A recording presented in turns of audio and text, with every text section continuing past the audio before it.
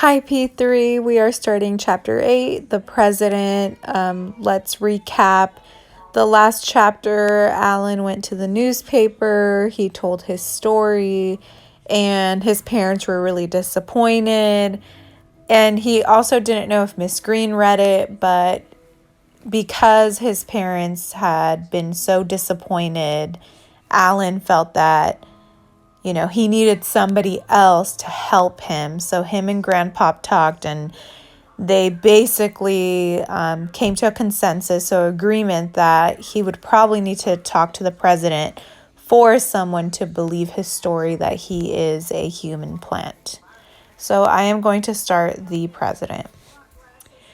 How do you go about meeting the president of the United States? Do you just call him up on the telephone? Hi, I'm Alan Brewster. I'm 9 years old, and I was wondering if you are busy this afternoon because if you are not, I would like to talk with you.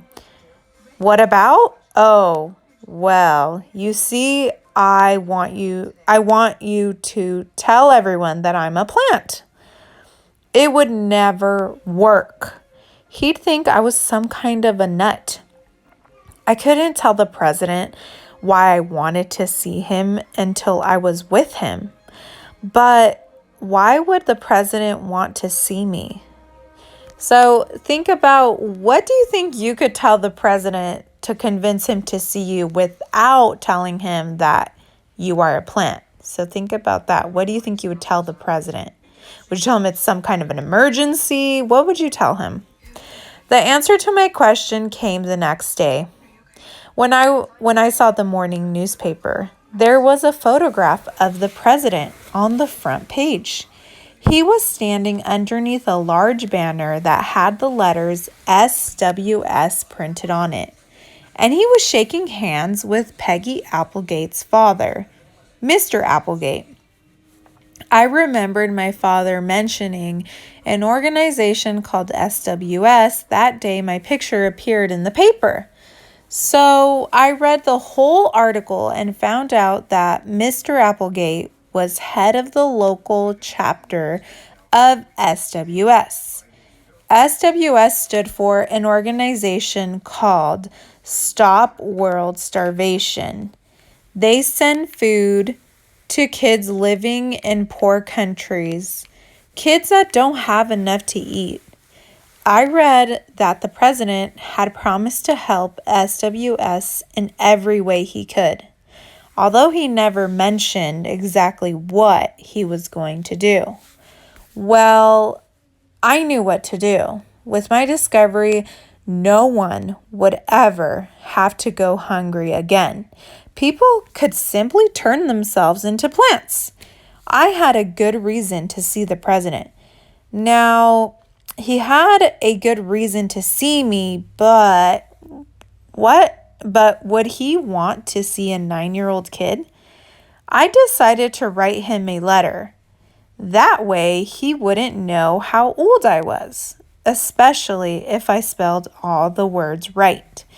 After several attempts, this is the letter I came up with. So remember this, last year, we wrote letters to our parents. We wrote letters to Snowflake.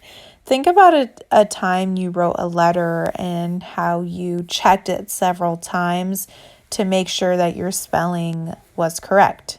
So think about that. I remember when I wrote my first letter, it was I think it was my teacher, and we were trying to convince her to have a party on a Friday. But I remember doing that and looking over and making sure I had the dear, I forgot her name, I think it was Mrs. Perry, comma, and then I had to indent and write my paragraph. So think about when you wrote a letter, or if you were to write a letter to somebody, do you think you would look over it several times to make sure your punctuation and spelling is correct? So just think about that and how Alan must have felt writing this letter, especially to the United States president.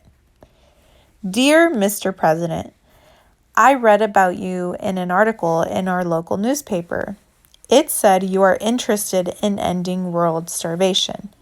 Well, I have made a discovery that will enable you to do this. If you are interested, please let me know and I will tell you what it is. Thank you very much. Sincerely, Alan Brewster, researcher. I didn't feel it was wrong to call myself a researcher, not after all I'd been through. The newspaper had said that the president was staying at the Plaza Hotel in town. So when I heard my mom leave to the grocery shopping, I got dressed, got on my bicycle, and rode over there. I was afraid if my mom saw me, she'd think I was well enough to go back to school. But I couldn't. Not until I had proof for Miss Green. So Alan still doesn't want to go back to school because he feels that probably Miss Green will kick him out again because he's not a normal color yet. I gave my letter to the desk clerk at the Plaza Hotel, who promised to give it to the president. There was nothing to do then but wait. It had rained earlier that morning, but by now it was just kind of overcast. As I stood on the back porch, I found that I could not take my eyes off a mud puddle in Grandpa's garden. As if attracted by a giant magnet, I found myself walking toward the puddle, taking off my shoes and socks as I went. I smiled as I put one foot into the dark water. I felt the cold, slippery mud ooze between my toes. I put my other foot in. I can't describe the feeling.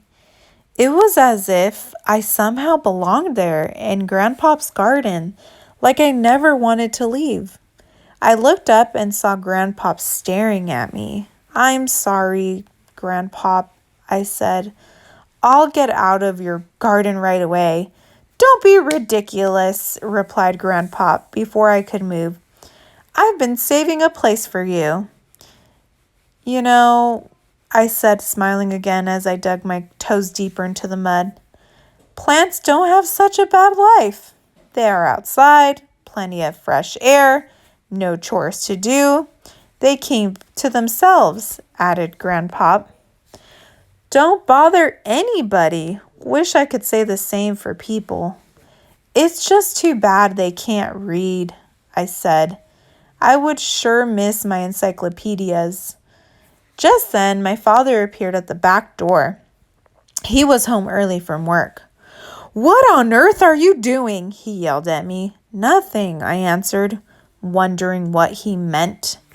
"Get out of that mud this minute. Wash up and come inside. There's someone here to see you." "Someone to see me?" I wondered if it could be the president. Grandpop sprayed my feet with the hose, then gave me an old t-shirt to dry off with. As I was drying my feet, I felt some bumps on the bottom of my toes. I twisted my foot around and examined it. Just below the surface of the skin were some dark spots. They seemed to be pushing their way toward the surface. "Grandpop," I called out, "come look at these." Grandpop examined the bottom of my toes. "Those aren't what I think they are they?" "They sure are," Grandpop was smiling. "You are sprouting roots, boy." What if I had stayed in the mud a little longer? Would they have taken hold? Could I have gotten away? Would I have to spend the rest of my life in the garden? Grandpop didn't answer me. He just began to chuckle. "Grandpop!" I put on my shoes and socks as fast as I could and went into the house. There were 3 people waiting for me in the living room. The President of the United States was not one of them. There was my mom and dad and a tall, overweight man smoking a cigarette who was introduced to me as Dr. Wiedemeyer. "I'm a psychiatrist," said the man, smoke coming out of his nose and mouth as he talked. "Do you know what a psychiatrist is, Alan? You are a shrink." "Alan," said my mother. "I apologize." Dr. Wiedemeyer smiled, keeping his lips tight so as to not show his teeth. "Your parents asked me to talk with you because they are worried about you. They say you are not eating. They say you give your food to the dog and cat. Is that true? Yes. All this time, I thought I had them fooled. I guess my folks are pretty smart after all. Why don't you eat your meals? Asked Dr. Wiedemeyer. If I tell you, you won't believe me. Nobody believes me except Grandpa. Try me, said the psychiatrist as he blew smoke out of the corner of his mouth. Okay, I said. I'm a plant. I believe you. You do? Yes, Alan, I believe that you think you are a plant. The man snuffed his cigarette out in the ashtray. What kind of plant are you? I don't know. I never thought about it before. Plants have roots, Alan. Do you have roots? Yes, baby ones. Show them to me. I took off my shoes and socks and showed Dr. Wiedemeyer the dark spots on the bottom of my toes. I also showed my mom and dad. Mom started to cry. Dr. Wiedemeyer wrote something down in a small notebook. Your parents tell me that you love banana splits, Alan. Is that right? They are my favorite, I said. I mean, they used to be before I became a plant. I have one in the kitchen right now. Would you like it, Alan? Thank you, but I'd just get sick. And anyway, I wouldn't be able to taste it. Why is that? I don't have any taste buds anymore. I stuck out my tongue and my mom started to cry again. Dr. Wiedemeyer touched my tongue. He's right, he told my parents. It's as smooth as a whistle. The way things are going, I said, I wouldn't be surprised if I sprouted leaves next spring and maybe some new limbs. Dr. Wiedemeyer continued writing in his notebook. You guys, what do you think he keeps writing in his notebook? So think about if you were a psychiatrist, what would you write in your notebook about Alan if he's telling you he's a plant? And also ask your parents, what does a psychiatrist mean?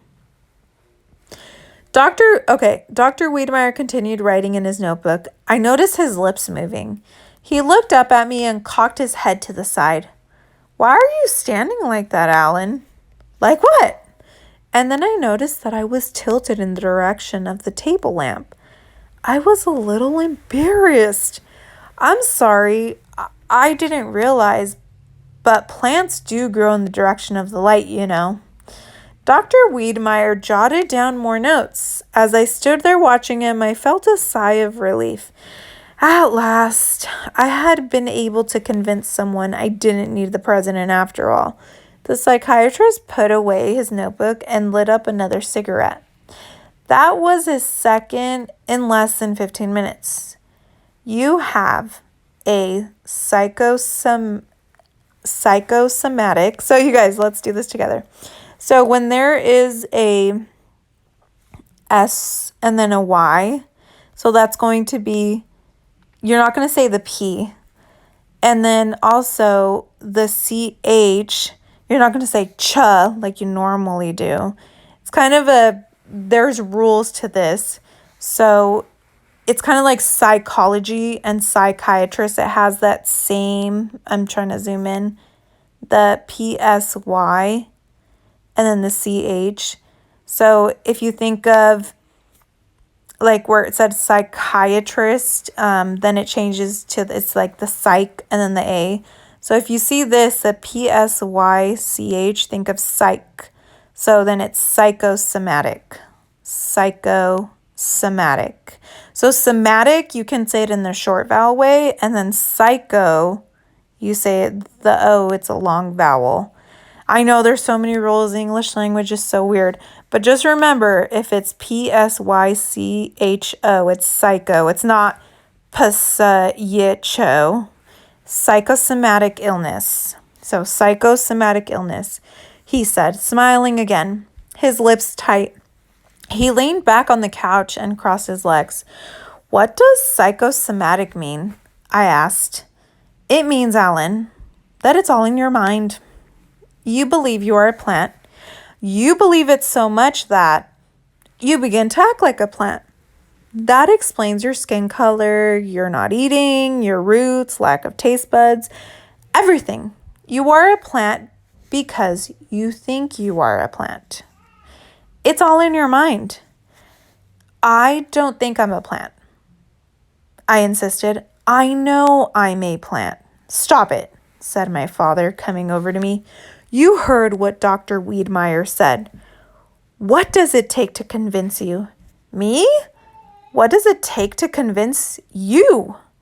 Nothing will ever convince me. I don't care if you got the president of the United States to say that you are a plant. I still wouldn't believe it. You are my son, and my son is not a plant. The doorbell rang. It was a man with a telegram. It's for you, Alan, said my mother with a funny look on her face as she handed me the telegram. It's from the President of the United States. Oh my goodness, what do you think the president is, writing to Alan? Is he asking him to come over? Do you think he's saying, okay, you need to get help? What do you think he is saying to him? Do you think maybe he wants to hear him out on what he has to say? Because he's saying he has what it takes to end world hunger, like from his discovery. I mean, he didn't tell him he's a human plant, but he did tell him that he knows what it takes to end world hunger or like starvation. So what do you think the president is going to ask him to do? Do you think the president is going to ask him to come over and tell him about his discovery? Or you think the president's going to say, okay, well, have a nice day, bye. And then Alan's going to end his whole discovery because no one's listening to him. What do you think the president wrote? And do you think his parents will let him go see the president, even though the psychiatrist said that he's psychosomatic? So just think about what the president might write, and maybe the president will change Alan's life. I don't know. What do you think? All right, P3, I will talk to you later.